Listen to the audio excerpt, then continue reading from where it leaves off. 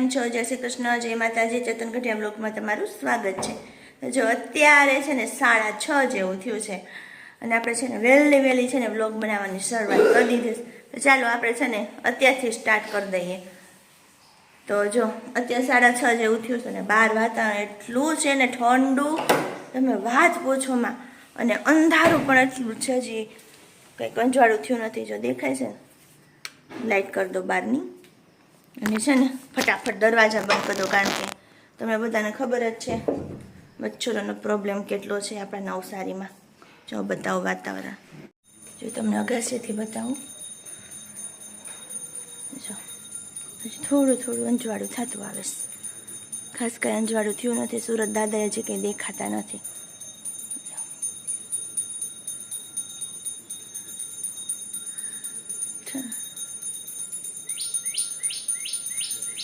પક્ષીઓનો અવાજ આવે છે મસ્તના. ચાલો ફટાફટ નીચે જઈએ. અને ટિફિન તો બની ગયું છે આપણું, હવે ખાલી પેક કરવાનું છે. તો પેક કરી દો ટિફિન. ચલો જલ્દી અંદર જતા રહીએ, કારણ કે મચ્છર છે ને પાછા અંદર આવી જશે. જો આપણે ગરમા ગરમ ચા તૈયાર થઈ ગઈ છે, અને અહીંયા તો પૂરું થવા આવ્યું. આટલી બધી ઉતાવળે ખાવાનું હોય? ચા પાણી નાસ્તો કરે બહુ પાટા ખાધા, આખી રાત નથી હુતો. ખાઈ કાવ્ય મારે કાવ્ય મને બહુ પાટા હવે એક ઉપાડી ખાય ને પપ્પા ઉઠી જાય. કા રોટલી ને પાપડ ને ચા ને માખણ ને દેશી જોઈએ સવારમાં. માખણ તો જોઈએ. માખણ તો એને જોઈએ જ. કા માખણ વગર ન હાલે. ભલે ને ઘરની બહેનું ન હોય, કા ગામની બહેનું, પણ માખણ જોઈએ. દેશી એટલે રોટલી નહીં ખાધું તો હજી ધરાણા નથી, ત્યાં ચવાણું લીધું. બોલો, ફરસાણી જોઈ, માખણ જોઈ, ફરસાણ જોઈ, બધું જોઈજો. હું તો જો ખાલી એક રકાબી ચા પીવું, હું ન ખાવ સવારમાં. સાચી વાત ને? તો તને ગેસ થઈ જાય એટલે મને આદત જ નથી પહેલેથી સવારમાં નાસ્તો કરવાની. મને બહુ ભૂખ લાગશે ને તો હું 8 વાગ્યા પછી ખાઈશ થોડું ઘણું.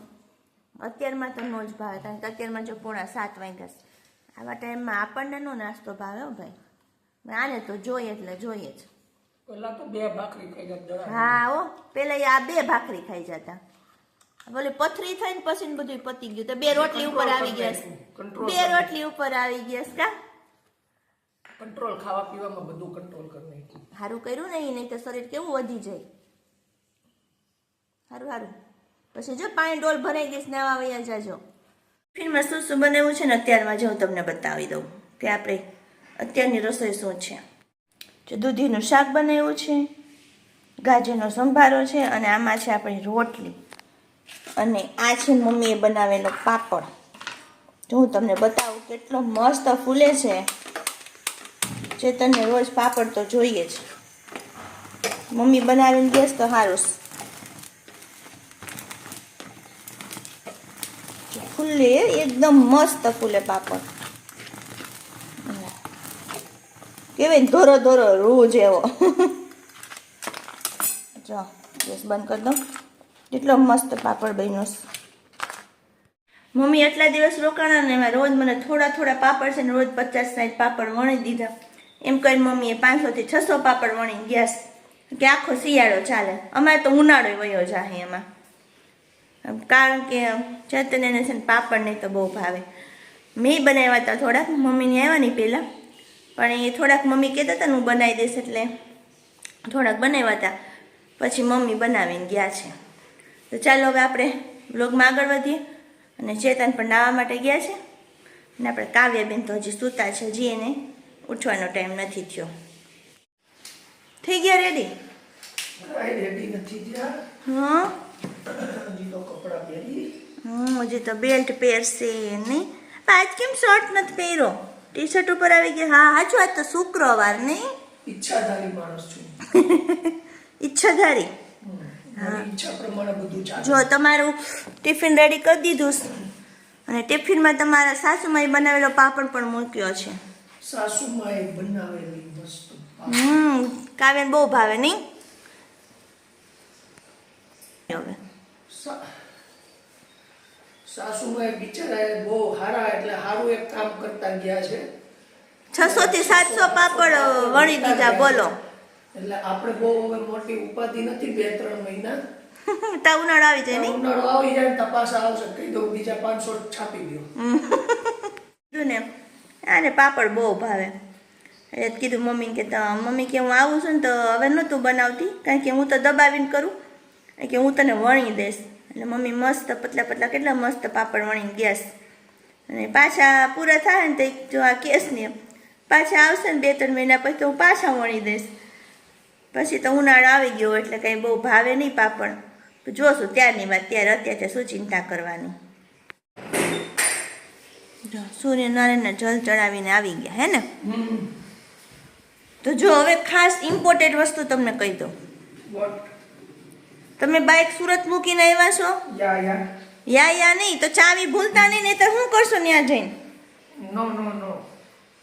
ખાસ ચાવી છે ને તમારી બેગમાં મૂકજો, ખીચામાં ન મૂકજો, કારણ કે તમારે છે ને ઘણી વાર પડી જાય.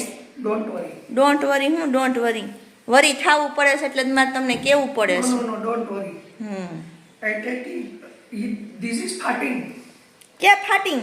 No farting. No farting. देखाता नहीं है, दिखता नहीं है, ये सब बोलने का. No I farting. am putting on my bed. Okay. ચાલો, ચેતન તો ઓફિસ જવા માટે નીકળી ગયા છે. હમણાં બાઇક સુરત મૂકીને આવ્યા છે, કારણ કે ટ્રેનની બધી પ્રોબ્લેમ તમને ખબર જ છે બધાને. ઉધરા ઉતરવાનું, સુરત જતી ટ્રેન બંધ થઈ ગઈ, ત્યાંથી રિક્ષા કરવાની તો રિક્ષા મળતી નથી, એટલે કે હું છે ને સ્ટેશને જ કે બાઇક મૂકીને આવવી કે, એટલે છે ને અત્યારમાં ચાલીને જવું પડે બાઇક વગર. અને જો હવે આપણા કાવ્યાબેન પણ થોડા જાગી ગયા છે, તેને વધારે જગાડ દઈએ. કાવ્યાબેન જોઈ હોતી જો કેમ ત્રહી બાંગી કાવ્ય હશે હોય, દાંત કાઢે હો, ઝીણા ઝીણા કે મગિયા દાંત કાઢે. કાવ્યા મગિયા દાંત કાઢે. જો હાલો ઉઠો, નાવા નથી જવું, સ્કૂલે નથી જવું. બોલા તો બધી વાતની ના પાડે છે, એમ થોડું હાલશે. એ ઉઠો. જય શ્રી કૃષ્ણ બેન, જય સ્વામિનારાયણ. બોલો તો ખરી. બોલો, બોલતી નથી. શું કરું મારે આ છોકરીનું?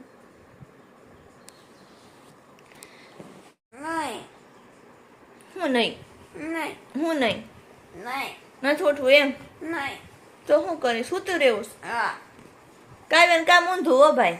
કાવ્યાને સ્કૂલે જવાનું હોય ને ત્યારે ઊંઘ આવતી હોય, અને જ્યારે ઘરે રહેવાનું હોય ને કે આજે સૂતા રહેજે મોડા સુધી એમ હોય, રજા હોય, રવિવાર હોય, તો એ 7 વાગ્યામાં ઉઠી જાય. હવે એનું શું કરવું મારે? સ્કૂલે જવું હોય તો નીંદર આવતી હોય. આ પ્રોબ્લેમ બધા છોકરાનો હોય જ, સવારની સ્કૂલવાળા. તો ચાલો હવે છે ને કાવ્યાને ફટાફટ છે ને જગાડ દઉં, કારણ કે બહુ મોડું થઈ ગયું, 7:15 ઉપર થઈ ગયું, અને નાહી ધોઈને રેડી કરી દઉં. આમ ને કરતાં મિત્રો બપોર થઈ ગઈ, અને બપોરે તો જો હું જમીને ફ્રી થઈ ગઈ છું, અને પપ્પાને પણ જમવા આપી દીધું, એટલે એ પણ જમી દીધું, અને બધું કામકાજ પતાવીને ફ્રી થઈ ગઈ છું. બસ હવે કાવ્યાબેન બાકી છે, એ આવે ને એટલે એ પણ જમી લે. અને બપોર પછી તો છે ને પેક કરવાનો છે સામાન. કોનો ખબર છે? પપ્પાનો. કારણ કે પપ્પા છે ને પાછા જવાના છે એમપીમાં, તો પાછા 20-22 દિવસે પાછા આવશે. તો એવું બધું છે, એટલે બપોર પછીનું તો કામ આપણું ફિક્સ જ છે કે શું કામ કરવાનું છે. તો ચાલો હવે થોડીક વાર બપોર થઈ ગઈ છે તો આરામ કરી લઈએ, અને પછી બપોર પછી જે કામ પતાવવાનું છે, પપ્પાની બેગ સુટકેસ છે એ પેક કરવાનું. જોકે પેક તો એ પોતે જ કરે છે, માથ ખાલીને અમુક વસ્તુ એને જે ઘટતી હોય ને એ જ અપાવવાની છે કબાટમાંથી, બાકી તે એને જાતે કરી લે બધું. તો એ બધું કરશું. તો ચાલો હવે આપણે થોડીક વાર આરામ કરી લઈએ. તો જો મિત્રો સાંજ પડી ગઈ છે ને તમને કીધું તું એમ કે સામાન પેક કરવાનો છે. તો જો પપ્પા છે ને એનો સામાન બધો કાઢીને જ બેઠા છે. એના કબાટમાંથી બધા કપડાં વિચારીને કાઢે છે. અને આ બાજુ પણ જો